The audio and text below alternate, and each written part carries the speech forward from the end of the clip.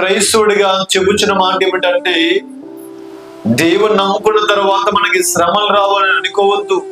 ఆ శ్రమలు వచ్చినా గాని వాటన్నిటిలో నుంచి దేవుడు ఆయన మనల్ని విడిపించగలడు. దేవుడికి స్తోత్రం. ఆయన మనల్ని విడిపిస్తాడు. మనల్ని విడిపించే దేవుడు. యోబుకి 10 మంది సంతానాన్ని కోల్పోయినా గాని తర్వాత యోబుకి అందరికంటే, ఆ ప్రాంతములో ఉన్న వారందరికంటే సుందరమైన కుమారులు కుమార్తెలు యోబుకి కలిగారు అంటాడు. దేవుడికి స్తోత్రం.